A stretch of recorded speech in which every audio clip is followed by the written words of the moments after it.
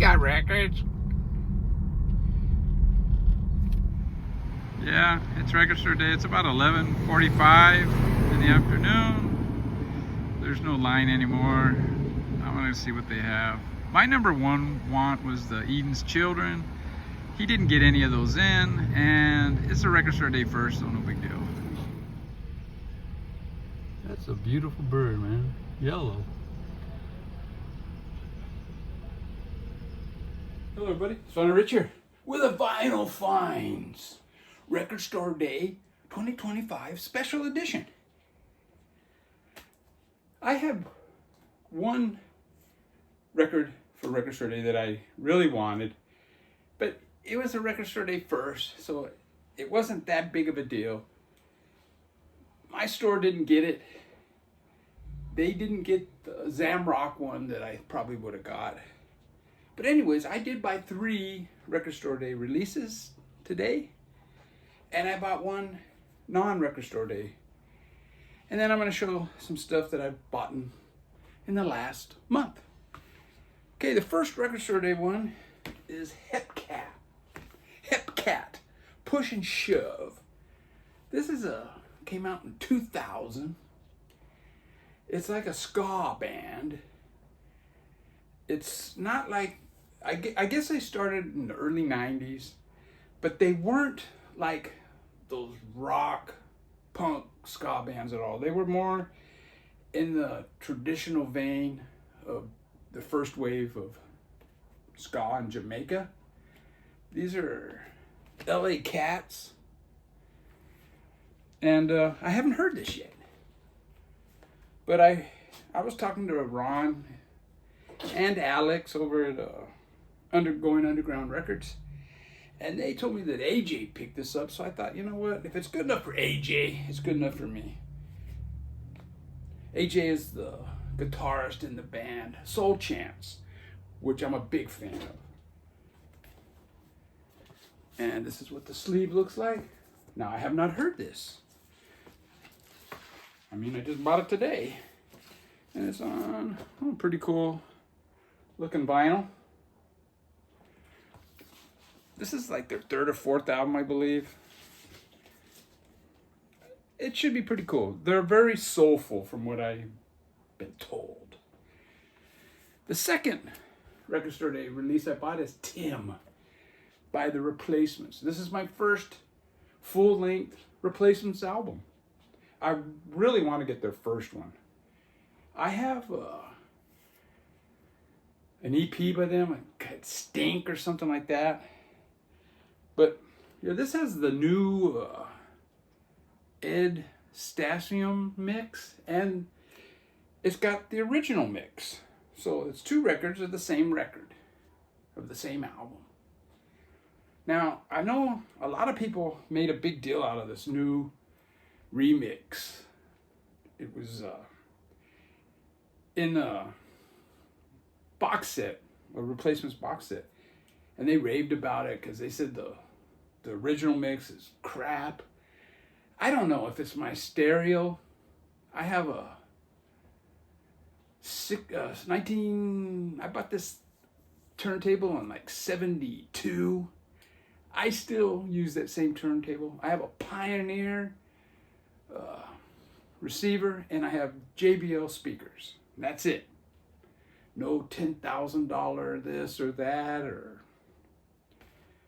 and I don't see the big difference between the 2 mixes. I played the first 4 songs on side 1, and then I got the other record out, and I said, let me compare it, and I don't know, man. To me, the people complaining about the original mix are kind of like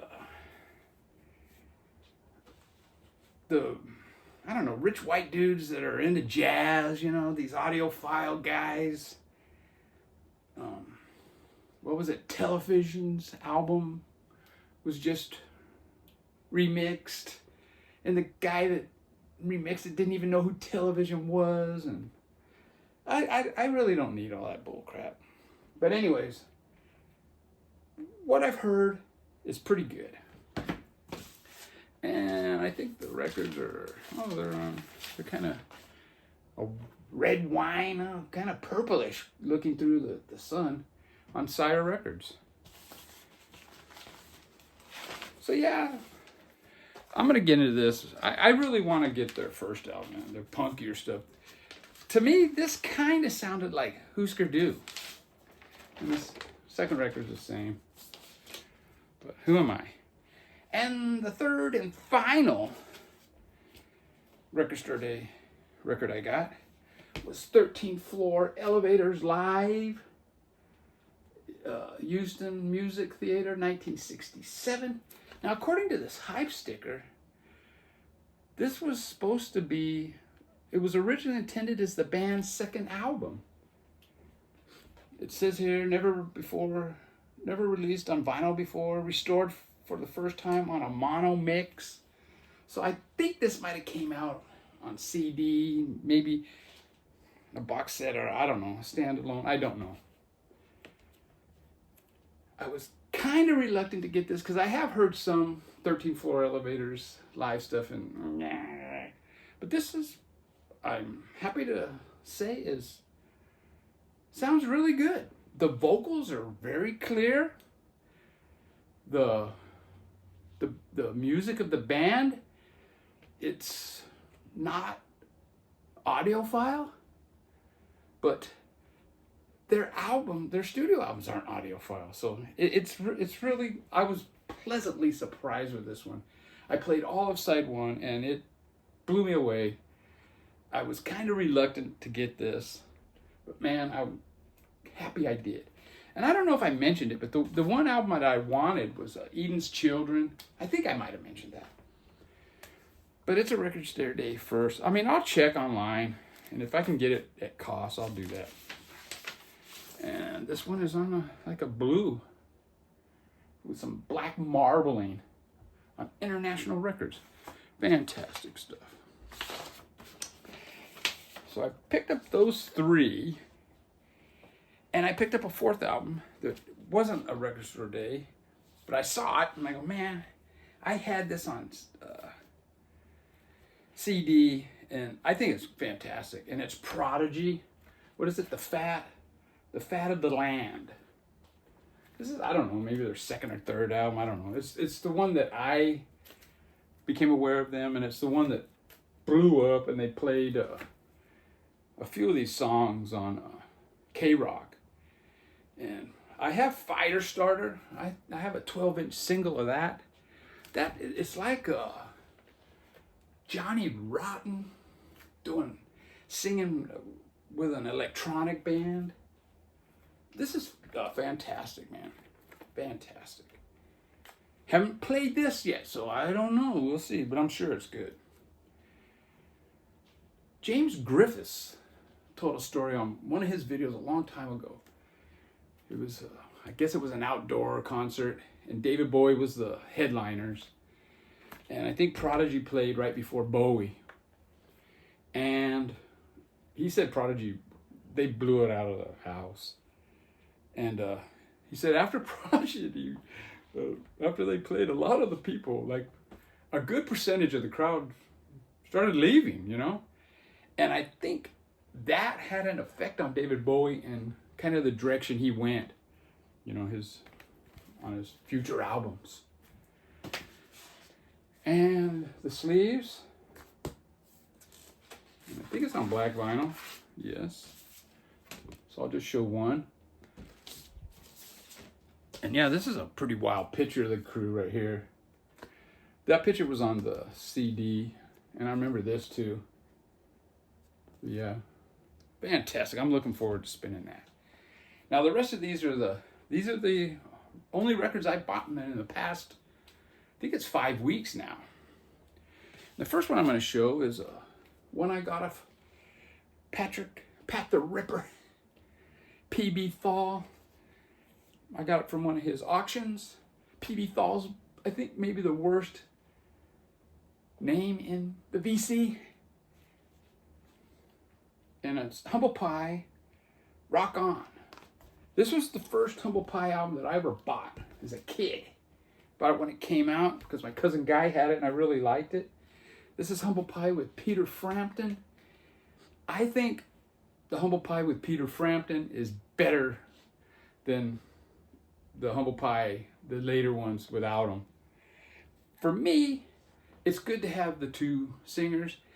And for me, I mean, I might be in the minority, but I think Steve Marriott, he just comes across as like he's trying too hard, you know? I don't know. It isn't my thing.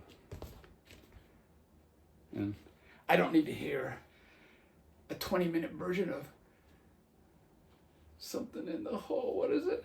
30 days and or whatever. And it's on A&M Records. It's fantastic. Well, it was. That's funny. Records are a lot more durable than people think. Got a little dust on it. I'm gonna have to replay that. But yeah, I put a $15 bid on it, and what I do is if people are bidding on it, I just put my max bid, and if people go over it, oh well.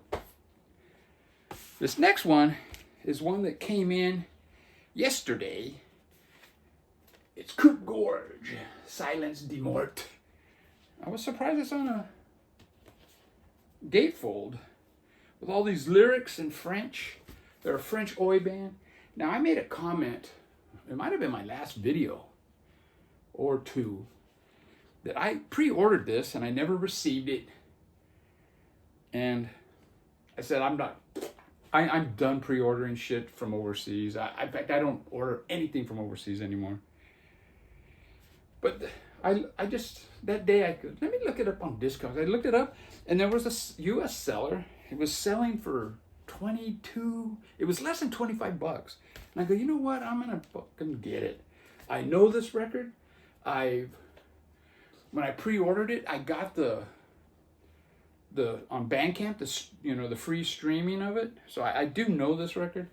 It's fantastic. I love this band, man. French oi band, if I didn't say. And yeah, it's fantastic. And I believe I better make sure I open it the right way. And very cool. Look at that. Can't ask for more, man. French oi and beautiful colored vinyl. And the guy I ordered it from threw this in. I have no idea what this is. I haven't even played this. Like I said, this came in yesterday. It says not for sale. Dead low. And I don't know, man. We'll see. It's on a bluish, no green. Green. Very cool, I think. Now this next one, these next ones are my purchases all at Going Underground Records in the past month.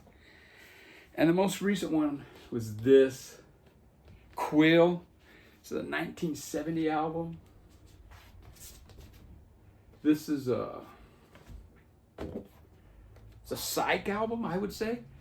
Some people, it might have early prog leanings, but I mean, for me, it's more psych than anything else. And Ron told me he goes, it's good. And it's better than good, man. This is fantastic. I was blown away at how I was afraid it was going to be a little too proggy, and it's not at all. It's fantastic. And it's on that.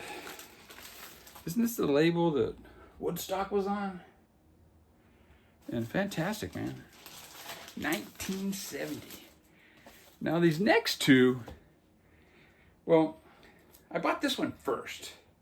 And it's Los Tigres del Norte. And it's CCC and I don't know, whatever. I believe this is their third album.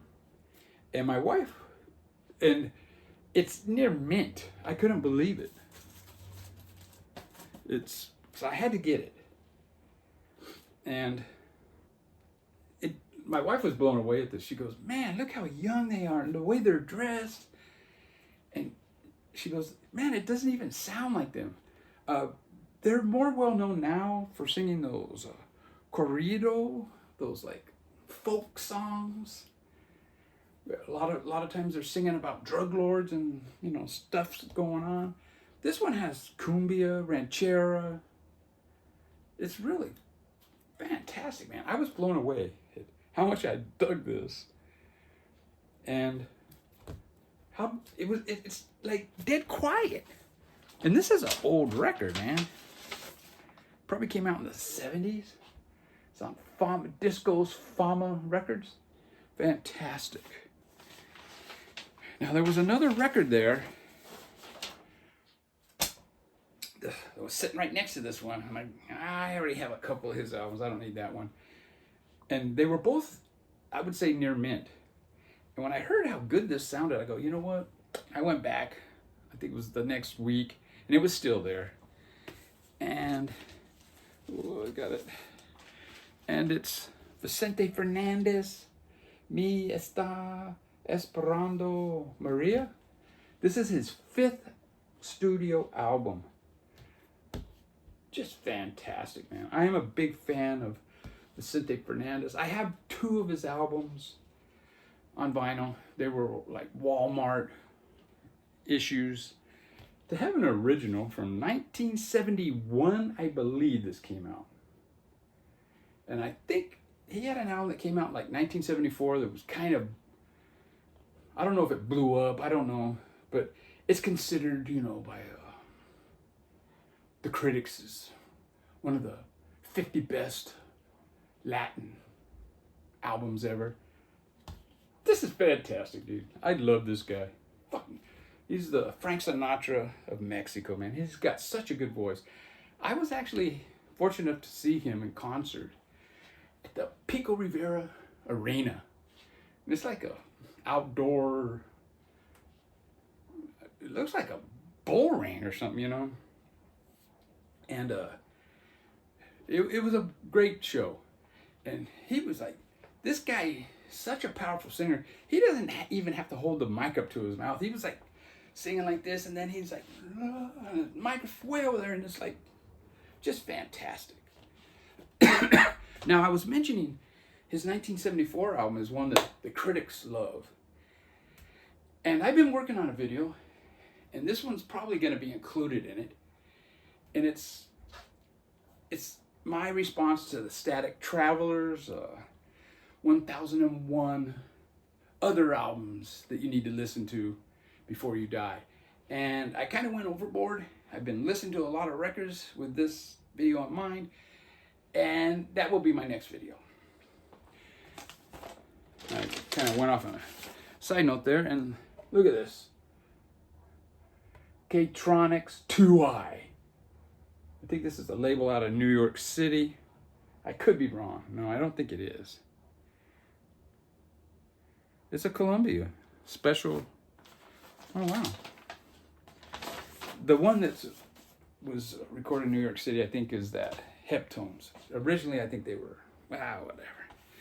And last but not least, this is the one that I've had the longest. And it's the Brian Jonestown Massacre, their Satanic Majesty's Second Request. I have bought, in my last Vinyl Finds, I bought a Brian Jonestown Massacre, Give It Back. I believe it's Give It Back, or Take It Back. The album that came out right before that. And I thought the quality was fantastic, so I'm going to buy a few more. And this is the second one that I bought. And it's fantastic, man. It's the way it starts with All Around You, the intro. It's just, it reminds you of the Rolling Stones album. And it's just so well done.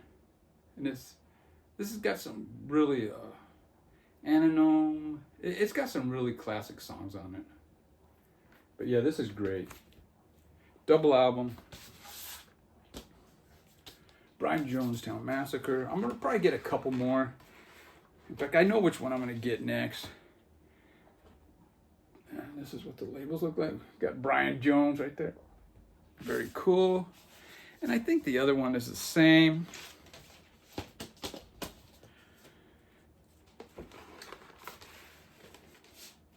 Oh, it's Brian Jones playing sitar. Yeah, fantastic. I didn't go to Record Store Day when I think they opened at 9. I showed up at 11:45. There was like maybe a dozen people in the store. None were. He had one box left of Record Store Day stuff, so he did quite well. And I got those 3 records. I know a lot of people have been saying that, man, this was a great Record Store Day. I mean, there was a lot. For me, it was like subpar. I mean, there was some stuff that might be good, but I don't know. It's you can tell that jazz is very popular right now. There's a lot of jazz titles, and they're sucking the tit out of that one, man. They're milking that cow. And good, you know, the people that love that music, good for them, you know. I'm kind of done with jazz. I was into jazz in the 70s, but then I discovered punk, and I never looked back. Take care, everybody. Happy Record Store Day. Yeah, I'm not hating on Record Store Day, man.